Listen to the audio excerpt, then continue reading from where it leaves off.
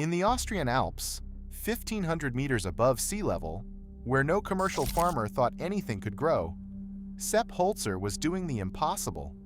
His Krammerhof farm produced citrus, cherries, and grain in soil that should have been frozen scrub for half the year. And he never installed a single irrigation line. The secret was buried 6 feet beneath him. Rotting logs, stacked, mounded, covered in topsoil. By the time the rest of Europe was begging governments to subsidize drought-stricken fields, Holzer's hillsides were sponging up rainwater and releasing it for years. He hadn't invented anything. He dug up something almost everyone had forgotten. It was 1962, and Holzer was 19 years old when his father handed him the keys to a steep, north-facing patch of land in the Lungau region of central Austria. The local farming bureau took one look at the terrain and told him the officially approved crops were potatoes and rye. Anything else would fail. The soil was too poor, the slope too sharp, the winters too brutal. Holzer planted them anyway. Then he planted cherry trees, which according to every agricultural manual in Austria would not survive past the first frost. They survived. Then he planted kiwis. They survived too. By the late 1970s, neighbors were filing complaints. Austrian agricultural authorities fined him repeatedly for planting trees they considered foreign or unsuitable. Some of those fines totaled the equivalent of thousands of euros in today's money. The bureaucracy was certain he was an amateur in over his head. What Holzer was actually doing was building something the rule books could not explain. He was raking together fallen logs from the surrounding forest, stacking them in long mounds along the contours of his slopes, and burying them under a meter of soil and compost. He called the resulting beds Hugel, the German word for hill or mound, and over the next decade, those mounds turned a frost-bitten alpine hillside into one of the most productive farms in Europe. Visitors to Krammerhof today usually walk away talking about the cherries and the citrus. What they don't always hear about is what was happening underneath the soil, because the rotting wood was doing 2 jobs at the same time, and one of them changes everything about how a backyard garden can function. The buried logs were behaving like enormous biological sponges. Wood is what botanists call a hygroscopic material, which means it pulls in moisture from the air around it and holds it inside its cell structure. A dry log can absorb water equal to anywhere from 5 to 10 times its own weight, depending on the species. Pine and spruce hold less, but they break down faster. Oak and maple hold significantly more, and they release water slowly over the course of decades. When you stack a meter of these logs under your garden bed and cover them with topsoil, you are essentially building a passive irrigation system that recharges itself every time it rains. The water gets pulled into the wood during storms and slow released into the surrounding soil during dry spells. Capillary action draws the moisture upward into the root zone of whatever is planted on top. In Holzer's documented field trials at Krammerhof, vegetable beds built this way required no supplemental watering even during the European heat wave of 2003, which killed an estimated 70,000 people across the continent. While farms in the lowlands lost entire harvests, Holzer's hillsides stayed productive. But here's the detail that everyone missed at the time. The water retention was only half of what the buried wood was actually doing. As the logs slowly decomposed underground, they generated a small but consistent amount of heat. The temperature inside an active hugel mound can run 2 to 5 degrees Celsius warmer than the surrounding soil, especially in the first 3 to 5 years after construction. That warmth extends the growing season on both ends. Seeds germinate earlier in spring. Crops keep producing later into autumn. In Holzer's climate, That meant the difference between a 4-month growing season and a 7-month one. Then there's the third effect, which most modern soil scientists now consider the most important. The decomposing wood becomes a habitat for mycorrhizal fungi, the underground network that connects plant roots and allows them to share water, nutrients, and chemical signals across surprisingly long distances. A mature hugel bed becomes a living substrate, not just a passive growing medium. Plants grown in this kind of soil have been documented to develop deeper root systems, higher disease resistance, and significantly higher yields per square meter compared to conventional beds. Soil scientists studying wood-amended bed systems and biochar-style soil structures have published a steady stream of research over the last 15 years, confirming what Holzer figured out by experimentation on an Austrian mountainside. Holzer's success in the 70s and 80s would eventually catch the attention of permaculture writers across the German-speaking world. And that's where the story gets a little tangled. If you search for Hugelkultur online today, you'll find dozens of articles claiming the technique is a 1,000-year-old peasant tradition passed down through generations of German and Eastern European farmers. That story is repeated everywhere.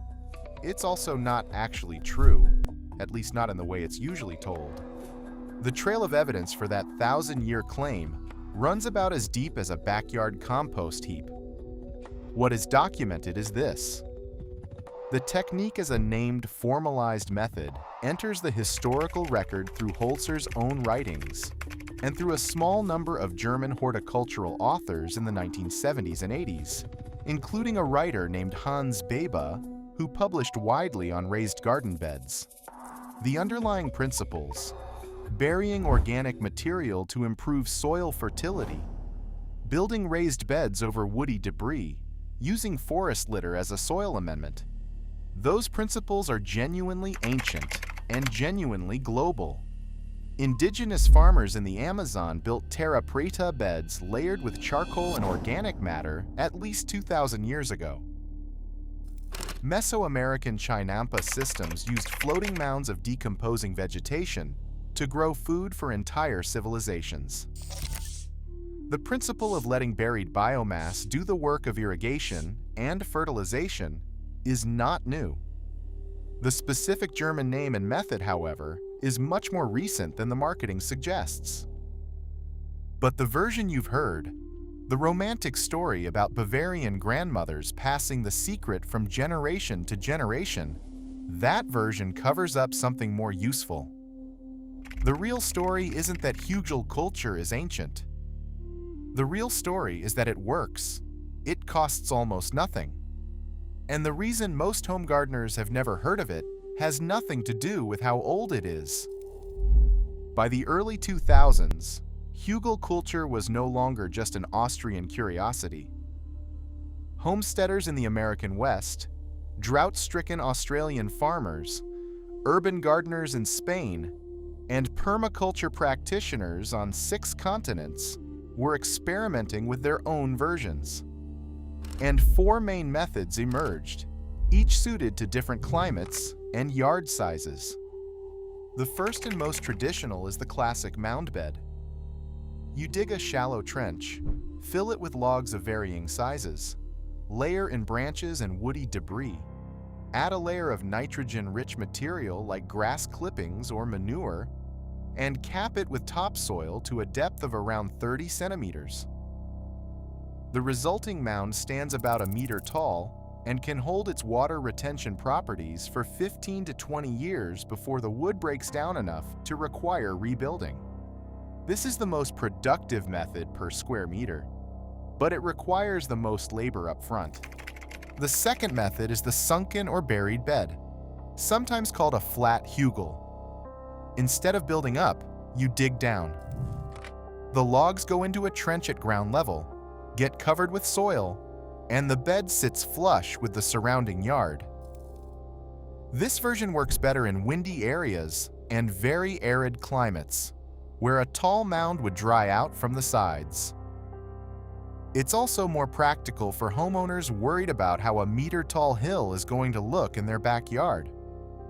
The third method is the raised bed integration. If you already have wooden raised bed boxes built in your yard, you can rip out the existing soil, fill the bottom third of the box with woody debris, and refill with soil. This converts a normal raised bed into a Hugel-style bed without rebuilding anything from scratch. Practitioner reports from Homestead Networks suggest this method reduces watering needs by anywhere from 60 to 80% compared to standard raised beds, depending on local climate. The fourth method is the container hugel, used by apartment dwellers and small yard gardeners. A large pot or fabric grow bag gets a layer of small branches and woody debris in the bottom, topped with soil. This is the least dramatic version. But even container gardens benefit from reduced watering frequency, and the technique scales down surprisingly well to balconies and patios. I mean, think about that for a second. 4 different versions of the same method, ranging from a full backyard rebuild to a single flower pot, and the only material any of them require is wood that most homeowners pay landscaping companies to haul away. If this is changing how you think about your backyard, make sure you subscribe now. Ancient Nature covers forgotten agricultural knowledge every week, and the next video on the channel breaks down an Amazonian soil technique that still produces yields modern agriculture cannot match. While Holzer was perfecting the method in Austria, a Tasmanian researcher named Bill Mollison was watching from the other side of the world. Mollison, working alongside David Holmgren, would go on to coin the term permaculture in 1978, and Hugelkultur became one of the cornerstone techniques in their published curriculum. By the 1990s, Mollison's permaculture design certificate courses were spreading the method to thousands of practitioners across North America, Australia, and Europe.